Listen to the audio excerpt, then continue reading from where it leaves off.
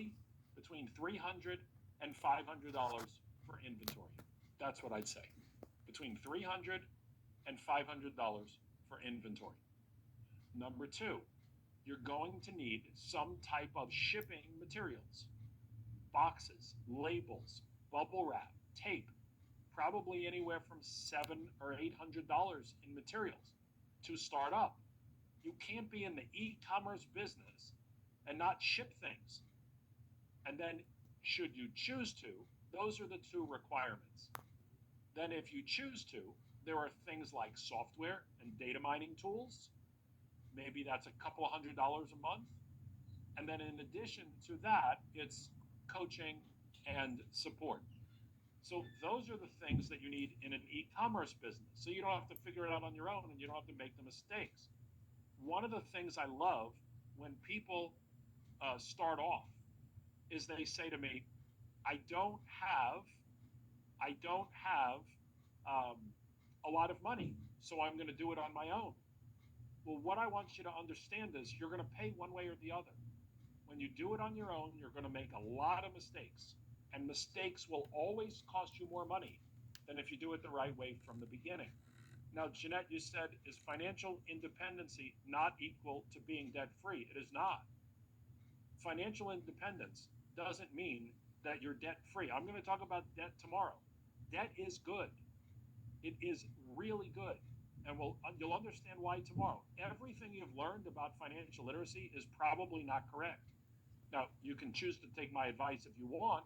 I have no reason to tell you any of this other than it works. I don't benefit from how much money you make. The more money you make, you keep it all. I don't get a percentage of what you sell. So if you make 100,000 in sales or 100 million in sales, that's all yours. I just want to see you do it the right way. Now, I'm going to give you an example. We did an event in New York City 6 weeks ago, okay? And while we were there, we were talking about ongoing training, opportunities, software, etc. And we had a young man who came to me and said, I want to get involved, but I don't want to put it on my credit card. He said, I have a $20,000 limit on my credit card, and I worked really hard to pay it off. And I don't want to put $12,000 on my credit card. And I said to him, why not? And he said, well, if I put it on my credit card, I might have to pay a little interest if I don't pay it off right away. And he also said to me something I thought was interesting. He said, if I put it on my credit card, it's going to affect my utilization. Some of you know what that means. And my credit score will go down. And I said, but you will make more money. He said, yeah, but I don't want my credit score to go down. Now, understand that if he doesn't put it on his credit card, he can't do it. So the option is put it on your credit score, a credit card, and your credit score goes down temporarily, or don't do it at all. So let me ask you a question. And again, folks, just if I could ask you to do me a favor, and please stop asking me unrelated questions. I mentioned it earlier, but I just want to say it again. We are not on shipping. We are not on product sourcing. We are on setting up your business the right way. So I'm not ready for questions yet. When I am, I'll let you know. But it's a little distracting, the random questions that are being posted. So if I can get you to hold on to those for me, I promise to answer them because that's my commitment to you. Just follow the process, okay? So anyway, let me ask you all a question.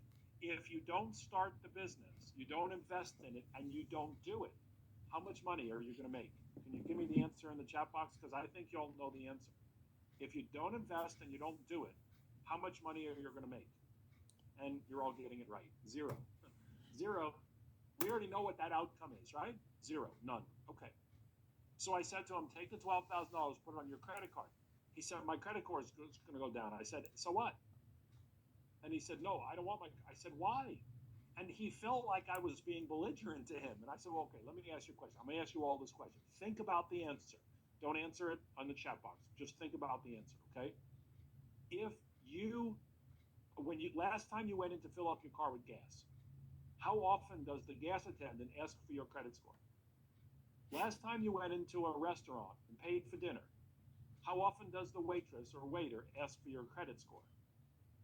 Last time you went in the grocery store, When did the checkout person ask for your credit score? The answer is never, never, and never. Your credit score only matters to you. Your credit score doesn't matter to anyone else unless you are buying a home, getting a loan, or buying a car. Unless you need to borrow money, your credit score is only for you. It doesn't affect anything else. I said, if you put $12,000 on your credit card, started this business, and in a year from now, you're making $12,000 a month, was that a good investment or a bad investment? He said, a good investment. I said, your options are make nothing or make a good investment. If your credit score goes down temporarily and then goes back up because you're paying it off more often, that's how credit scores work.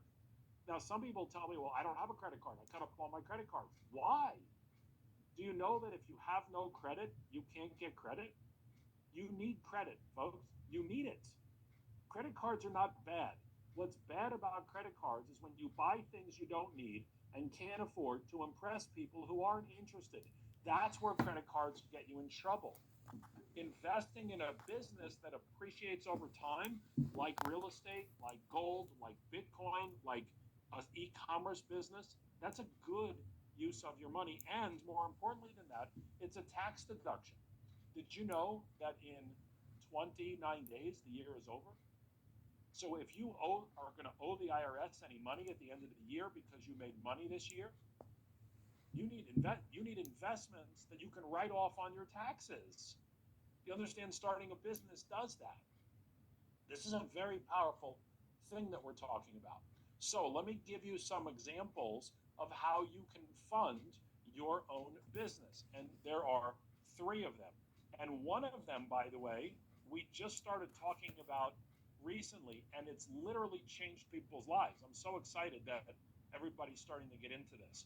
So the first one is credit cards. Okay? If you don't have a credit card, apply for one. Now, I'm going to give you an idea of what you should do in a moment. But it's okay to have a credit card. The interest on the credit card is tax deductible. So you can write off the interest because you're buying inventory or coaching or software for your business. Now, let me ask you all a question. How many of you have an iPhone? Anybody have an iPhone? I'm going to show you something now that is literally the coolest thing ever. Okay? Who's got an iPhone? Okay? So, and it's okay if you don't have an iPhone, but this specific example works for my iPhone friends. Okay? So give me a yes or a no. Do you have an iPhone? I'm just going to call it yes, yes, me, I do, yes, yes, yes, yes, no, yes, yes, no, no, no, yes, yes, yes. Okay, lots of iPhone people. Okay, smart people. Okay? And Android people are smart people too. But in this specific example, this works only for an iPhone. Okay? And here's what I want you to do. Okay? Here's my question in the chat box. Do you have an Apple credit card? Now, when you go to your iPhone, okay? When you go to the iPhone and you go to the wallet, let me pull up my wallet, okay? You should have an Apple, mine has a little yellow on it, but it's a white card. Do you have the Apple card? Yes or no? Now, listen to me very carefully, okay? If you don't have an Apple card, I want you to apply for one today. Now, listen to me, please. If you have an Apple card, I want you to apply for it today. It is a soft pull. There is no credit check. There is no inquiry on your credit when you apply for the Apple card. It takes 1 minute. If you're approved, you instantly have access to the money. If you're not approved, you're not approved, and no one knows because there's no ding to your credit. If you already have an Apple card and you have not requested a limit increase in the last 6 months, request a limit increase. Now, I'm not bragging. I'm just giving you the real numbers, okay? I have an Apple card. I have a $35,000 balance on my Apple card. $35,000 limit, okay? I called yesterday. I said, I'd like to raise my limit. They said, okay.